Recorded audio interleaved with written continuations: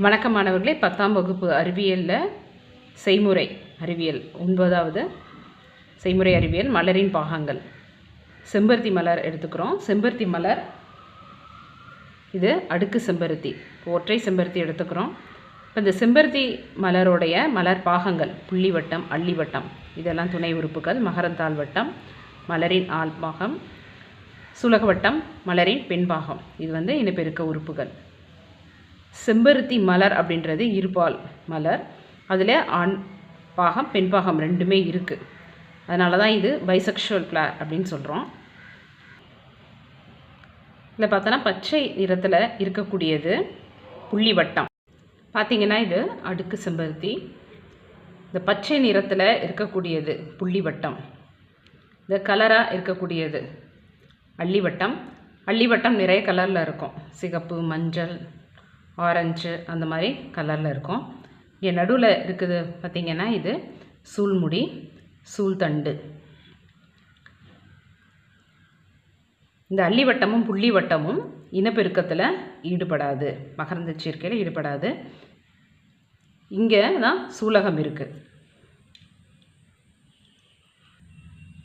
இந்த அள்ளிவட்டத்தெல்லாம் தனியாக பிரித்து எடுத்துடணும். எடுத்ததுக்கப்புறம் இந்த புள்ளி வட்டத்தில் தான் என்ன இருக்குது, இப்படி பிரித்து பார்க்கும்போது இந்த சூலகம் இருக்கும்.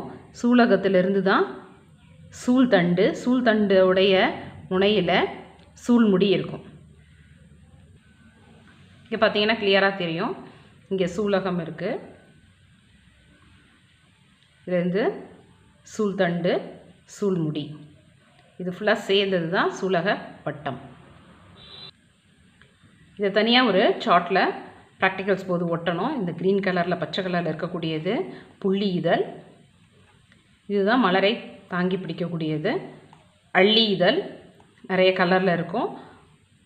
பூச்சிகள், வண்டுகள் அதை எல்லாமே அட்ராக்ட் பண்ணும். இந்த கலருக்காக அட்ராக்ட் ஆகிட்டு அந்த பூச்சிகள், வண்டுகள் இந்த மகரந்தத்தில் உட்காரும். அள்ளி இதழ். இதை தனியாக பிரிச்சுருக்கோம். இது மகரந்த பை, இது மகரந்த குழல்.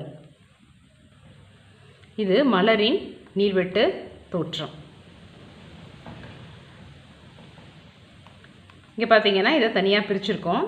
இது சூழ்பை, இது சூழ்தண்டு, இது சூழ்முடி.